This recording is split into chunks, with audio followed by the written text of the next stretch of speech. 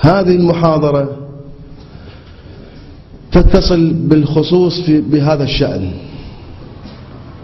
ونريد من خلال الأدلة والشواهد البينة إثبات هذه الحقيقة، حقيقة أن هذا القرآن ليس كلام الله.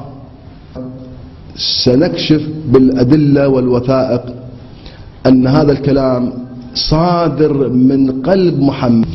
ولا تقل ما لا تعلم وإن قل ما تعلم.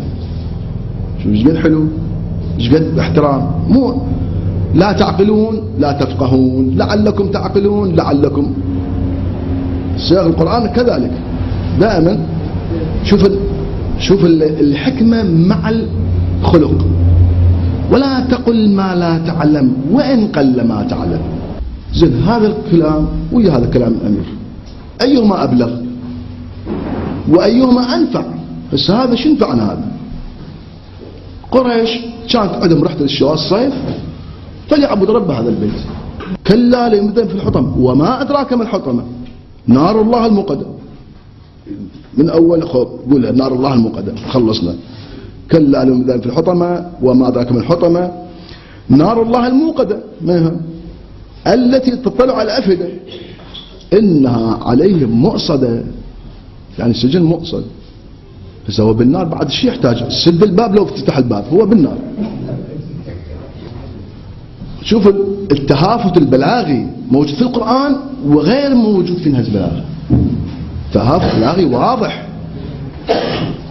وهذا يعني أن الله يجب أن ننزه الله عن أن يكون هذا القرآن صادر من الله.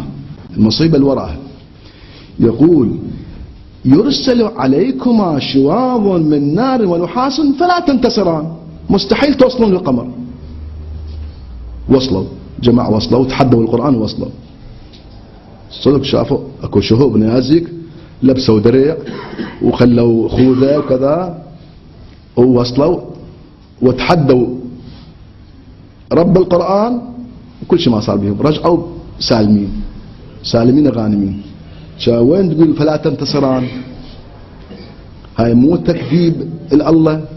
أنا أريد أنزه الله والذات المقدسة عن أن ينسب له مثل هذا الكلام. هذا كلام بشر. يعني الأمثال القرآنية يعني مأساة. يعني يقولون أمثال بلاغية عظيمة لا يستطيع البشر. مثلا الله نور السماوات والأرض مثل نور كمشكاة في زجاجة. الزجاج كأنها كوكب دري يوقد من شجرة مباركة. هاي شنو الشجرة المباركة؟ ما ادري، لا شرقية لا غربية، بس عايز يقول جمهورية إسلامية.